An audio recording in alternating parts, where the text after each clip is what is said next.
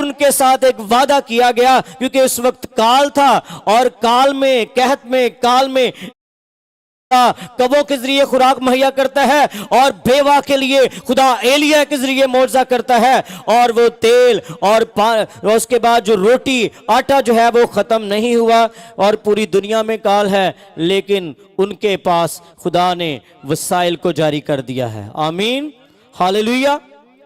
और मेरे जीजो, खुदा ने देखे इस बेवा के पास सिर्फ एलिया को इस बेवा के पास भेजा है और किसी के पास नहीं भेजा।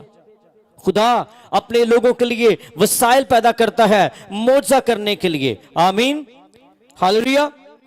उसके बाद मेरे जीजो, हम खुदावंद के कलाम में से अब दूसरे वाकया को देखते हैं। अगर आप, क्योंकि बाज़ औक़ात हम ये सोचते हैं कि जो कुछ हमारे पास है अगर वो चला गया तो और कैसे आएगा, जो वसाइल हमारे लिमिटेड वसाइल हैं उनमें से हम क्या कुछ कर सकेंगे। लेकिन मेरा और आपका खुदा, आपको पता, जब खुदावन ने 5000 रोटियां जब बरकत दी 5 रोटियों पर, तो तब भी खुदावन ने कहा था तुम्हारे पास क्या है।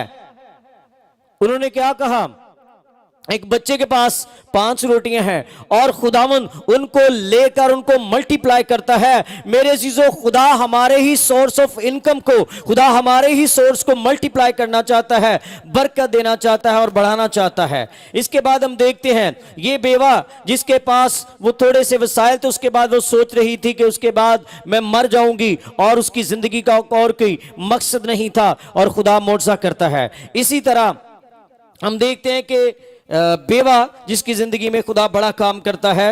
हम लूका 7वां बाब उसकी 11वीं आयत से देखेंगे। थोड़े अरसे के बाद ऐसा हुआ कि वो नाइन नाम एक शहर को गया और उसके शागिर्द और बहुत से लोग उसके हमरा थे। जब वो शहर के फाटक के नजदीक पहुंचा तो देखो एक मुर्दा को बाहर ले जाते थे। वो अपनी मां का इकलौता बेटा था और वो बेवा थी। शहर के बतेरे लोग उसके साथ थे। उसे देखकर खुदावंद को तरस आया और उसे कहा मत रो। फिर उसने पास जाकर जनाजे को छुआ और उठाने वाले खड़े हो गए और उसने कहा ए जवान, मैं तुझसे कहता हूं उठ। वो मुर्दा उठ बैठा और बोलने लगा और उसे उसकी मां को सौंप दिया। Hallelujah, hallelujah, hallelujah. जोरदार तालियां खुदावंद के जलाल के लिए। अब मेरे चीजों, ये जो बेवा है इस और नाइन शहर जो है, इसको रोशनियों का शहर कहा जाता है।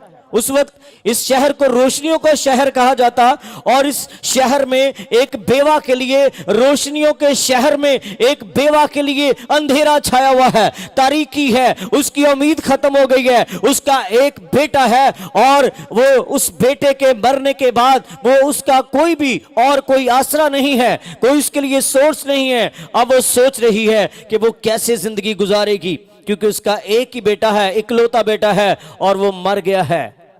और रोशनियों के शहर में जब जनाजा निकल रहा होगा उस बेवा के बेटे का, उस मां का क्या हाल होगा, वो क्या कुछ सोच रही होगी। उसकी तो उम्मीद खत्म हो गई है। अब उसका कोई और बेटा नहीं कि जो उसको देख सके, उसकी देखभाल कर सके। उसका वो ही एक बेटा है। और इस नाइन शहर, रोशनियों के शहर से जब वो जनाजा निकल रहा है और खुदावन यीशु मसीह देख रहे हैं और खुदावन यीशु मसीह को उस जनाजे को देखकर तरस आया और उसे कहा मत रो। उसके आंसुओं को पोंछ देता है। खुदावन उसे कहते हैं मत रो। और फिर उसके बाद खुदावन ने क्या किया, उसने पास आकर जनाजे को छुआ और उठाने वाले खड़े हो गए। उसने उस जवान से जो मुर्दा था, उस मुर्दा जवान से इकलौते बेटे बेवा के बेटे से क्या कहा, मैं तुझसे कहता हूं उठ। हालेलुया। जोरदार खुदावंद के लिए जलाल के लिए जोरदार तालियां। मेरे जीजो, तारक अजीज शो आप में से बहुत सारे लोग देखते होंगे। वहां पर यह क्वेश्चन हुआ था कि खुदावंद यीशु मसीह ने कितने जनाजे पढ़े। किसी को पता है खुदावंद यीशु मसीह ने कितने जनाजे पढ़े? कोई भी जनाजा नहीं। एक जनाजे का हम इसमें वाकया देख रहे हैं कि वो जनाजे में जब खुदावंद यीशु मसीह जाते हैं और क्या होता है कि उससे मुर्दा जवान से कहते उठ, और उसी वक्त वो मुर्दा बेटा जो बेवा का बेटा है उसी वक्त यीशु के कहने के मुताबिक और जनाजे को छूते ही वो जिंदा हो जाता है। Hallelujah, praise the Lord. और इसी तरह मेरे अजीजों लाजर को, जो वो 4 दिन का मुर्दा है, और खुदावंद यीशु मसीह उसकी कब्र पर जाते हैं और उस लाजर को यीशु मसीह चौथे दिन, जो लाजर उसके बदन में से बदबू आ रही होगी, और लाजर को खुदावंद यीशु मसीह कहते हैं ऐ लाजर कब्र से बाहर आ जा, और वो जिंदा हो जाता है। हालेलुया। अब मेरे चीजों बरकत पाने का हम देखते हैं कि फॉर्मूला हम देखते हैं। बाज़ का लोग कहते हैं कि वसाइल होंगे तो वसाइल से हमारी बरकत है, लेकिन मैं आपको बताना चाहता हूं खुदावंद मेरा और आपका खुदा जो है वो हमारे लिए वसाइल खुद पैदा करता है, और हमारे वसाइल में से खुदा मल्टीप्लाई करता है, बरकत देता है।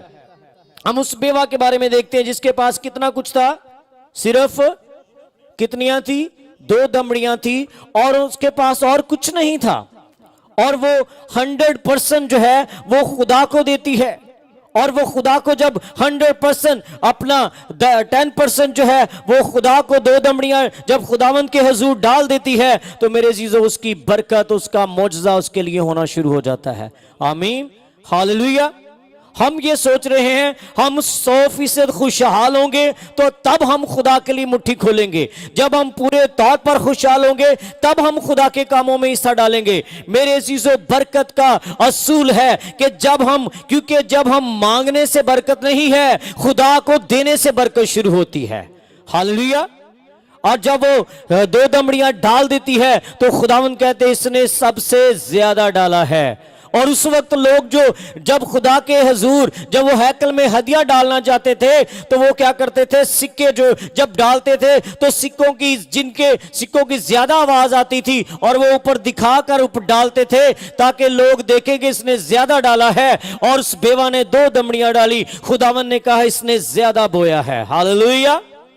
आज के दौर में हम क्योंकि खुशहाली की मनादी कर रहे हैं, हम कलीसिया को हम सिखा रहे हैं, हम कलीसिया को प्रॉस्पेरिटी की तरफ लेके जा रहे हैं कि आप ज्यादा देंगे आपको खुदा ज्यादा बरकत देगा। हम जो लोग ज्यादा देते हैं उनको ज्यादा अप्रिशिएट करते हैं, लेकिन खुदावंद यीशु मसीह ने इस बेवा को ज्यादा अप्रिशिएट किया है जिसने सबसे कम डाला, लेकिन अपनी हैसियत के मुताबिक उसने 100% डाला।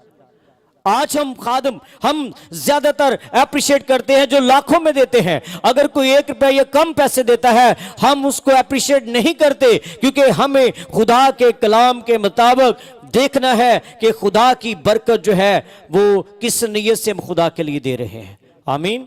मौजे के लिए जरूरी है कि आप अपने वसाइल पेश करें, और मौजे के लिए जरूरी है कि आप अपने वसाइल पेश करें जो आपके पास हैं, खुदा उनको मल्टीप्लाई करे और बरकत दे। आमीन, हालेलुया, हालेलुया। कितने लोग बरकत पाना चाहते हैं? क्या आप 100% खुदा को दे सकते हैं अपनी जिंदगी के तमाम जो वसाइल हैं आपके पास? और दाऊद जब खुदा का बंदा खुदा के हैकल के लिए देता है तो वो हदिया देते वक्त क्या कहता है कि खुदावन तेरे दिए में से जो कुछ तूने मुझे दिया है मैं तेरे दिए में से ही तेरे लिए, तेरे घर के लिए दे रहा हूं। आमीन, हालेलुया। मेरे अजीजों, इसी तरह आज हम खुदा की बरकत के लिए खुदावंद के सामने अपने वसाइल पेश कर देंगे। खुदावंद मेरे पास आज हो सकता है कि किसी के घर में आज आटा खत्म हुआ हो, उसके मटके में आटा ना हो, लेकिन खुदा आज बरकत का खुदा आपको बरकत देगा। हो सकता है कोई सोच रहा हो कि अगले वीक के लिए मैं क्या करूं। आजकल जिस तरह के हालात चल रहे हैं, हर इंसान यही कहता है, हर शख्स यही कहता है कि महीने के पहले ही जो दिन होते हैं 10 दिन, उसके बाद हमारी सैलरी ख़त्म हो जाती है, हमारा बजट ख़राब हो जाता है। जब हम 100% खुदा की बरकत को देखने के लिए उसके सामने आएंगे तो मेरे जीजा पूरा महीना खुदा अपनी बरकत से हमें भर देगा। आमीन, हालेलुया। आए अपनी आंखें बंद करें और अपने सरों को झुकाएं और मुआवजा के लिए खुदा के सामने आए और कहे खुदावन जो कुछ प्रस्तिश के लिए, हमदो सना के लिए, तेरे हुजूर वक्त गुजारने के लिए दुआ के लिए, इबादत के लिए, प्रस्तिश के लिए जो वक्त तूने मुझे दिया है, जिंदगी दी है, मैं उस वक्त में से तेरी प्रस्तिश के लिए, तेरी हमदो सना के लिए, तेरी इबादत के लिए वक्त निकालूंगी। और इसी तरह जो कुछ भी हमारे पास है, क्योंकि दाऊद खुदा का बंदा कहता है जो कुछ मुझ में है, जो कुछ भी हमारे पास है वो खुदा का दिया हुआ है। हम उसकी बरकत के लिए ये मत सोचें, क्योंकि जब खुदा एलिया को कवों के जरिए खुराक मुहैया कर सकता है, सारपत की बेवा को एलिया के जरिए खुदा बरकत देता है, आटा खत्म नहीं होता, पूरे मुल्क में काल है, लोग परेशान हैं, लोग ढूंढ रहे हैं, लोग वसाइल ढूंढ रहे हैं कि हम कैसे खाएं, कैसे पिए, क्या करें। लेकिन बेवा को जब तक काल रहा और जब तक मीन नहीं बरसा, खुदा ने अपना जलाल उन लोगों के दरमियान एलिया के दुआ के वसीला से जाहिर नहीं किया, तब तक वो बेवा खुदा की बरकत और जलाल को देखती रही और उसके घर से खुदा की बरकत उस पर रही। हालेलुया। इसी तरह खुदा आपको, मुझे, हम सबको बरकत देना चाहता है।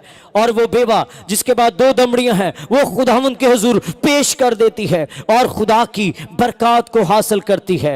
इसी तरह वो बेवा जिसका एक ही बेटा है और वो मर जाता है और वो खुदावंद यीशु मसीह उसके जनाजे को, उसके बेटे के जनाजे को छूकर उसे जिंदा करते हैं, उस बेटे को जिंदा करके एक बड़ा मौजूदा करते हैं। उस बेवा के लिए जो परेशान है और उसके आंसू गिर रहे हैं, खुदा उसके आंसुओं को देख लेते हैं। हो सकता है आज मैं से कोई भी किसी दूसरे शख्स के पास जाके अपने आंसू बहाता हो, अपने हालात बताता हो, अपनी परेशानियां बताता हो, लेकिन यीशु के पास आने की जरूरत है। उसने कहा बोझ से दबे थके बांधो मेरे पास आओ, मैं तुमको आराम दूंगा। खुदावंद के पास आराम है, जिंदगी है, शिफा है, बरकत है। हालेलुया। सब दुआ करना शुरू करें। हालेलुया। खुदावंद तू आज मेरी जिंदगी में बरकत लेकर आ। अभी हम बरकत के लिए दुआ करेंगे, शिफा की दुआ हदीये के गीत के बाद होगी। अभी मैं आपके लिए बरकत की दुआ करना चाहता हूँ। अगर आप इस मुश्किल हालात में आप सोच रहे हैं कि आपके पास वसाइल नहीं हैं, आप सोच रहे हैं आपके पास आपके सोर्स ऑफ इनकम उतने नहीं हैं जितने अखराजात हैं, महंगाई हो ज़्यादा हो रही है, लेकिन खुदा के लिए मुश्किल नहीं है। आए सब अपनी आंखें बंद करें और दुआ करना शुरू करें। Hallelujah, hallelujah, hallelujah. खुदावंद आसमानी खुदा, तेरे बेटे और बेटियों के लिए मैं तेरी बरकत चाहता हूँ, बरकत चाहता हूँ खुदा। एक एक जिंदगी में तेरी बरकत आए, आसमान खुल जाए, आसमान खुल जाए, आसमान के दरीचे खुल जाए खुदा। हालेलुया। तू बरकत का खुदा है, तू बरकत का खुदा है। हम तेरी शुक्रगुजारी और तारीफ और तमजीद करते हैं यीशु मसीह के नाम। उनके साथ एक वादा किया गया, क्योंकि उस वक्त